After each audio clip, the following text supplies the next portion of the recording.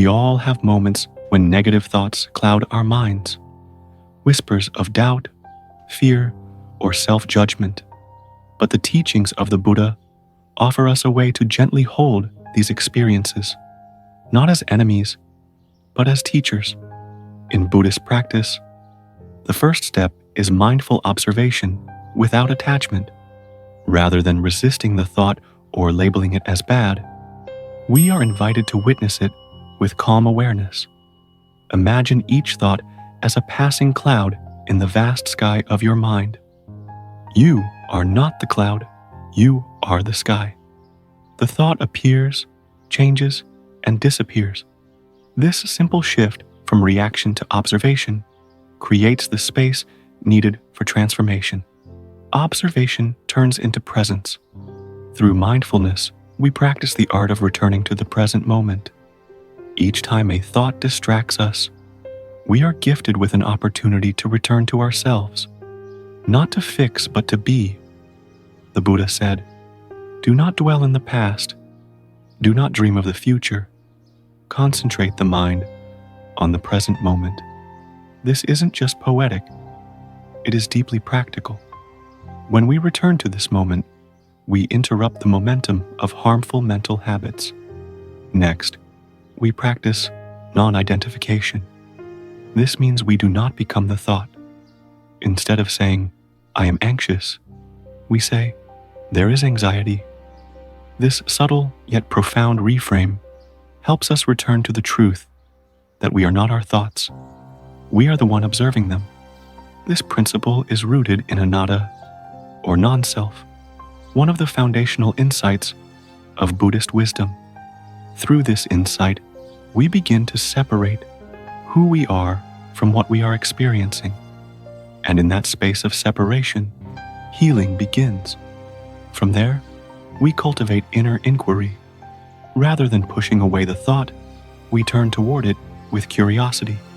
Where is this coming from? Is it rooted in past fear, a moment of failure, or a comparison we've internalized? With compassionate awareness, we uncover the causes behind the thought, and through this insight, the thought begins to lose its grip. Many negative thoughts are conditioned responses, reactions born from earlier pain or cultural pressure. But once seen clearly, they begin to dissolve. But compassion is not reserved for others alone. It is essential we bring it home to ourselves. Too often we layer our negative thoughts with further judgment, believing we should be stronger or more enlightened. But true strength lies in gentleness. When we meet our suffering with kindness, we begin to heal. As the Buddha said, "You yourself, as much as anybody in the entire universe, deserve your love and affection." This isn't a luxury.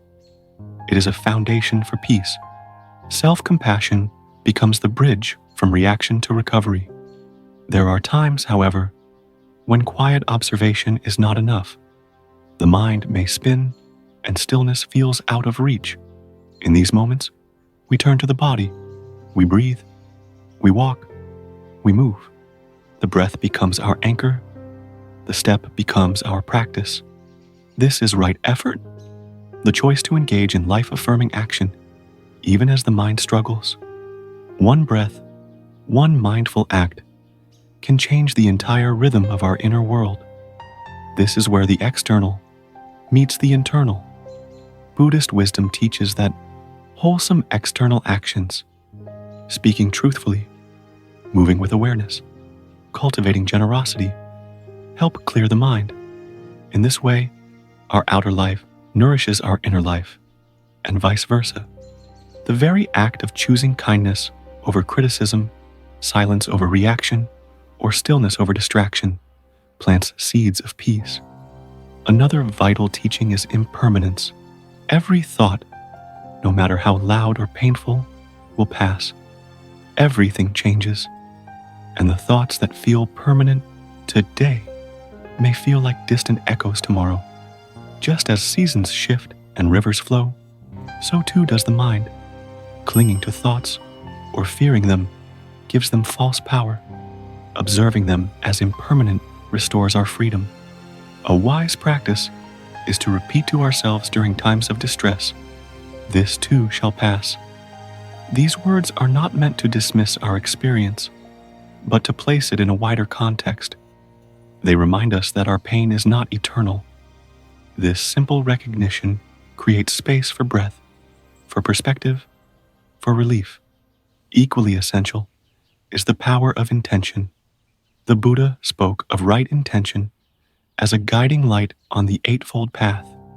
When we commit to the intention to meet ourselves with honesty, compassion, and presence, we begin to relate to our minds differently.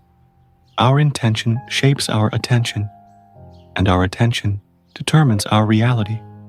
With the right intention, we no longer spiral into thought. We ascend from it.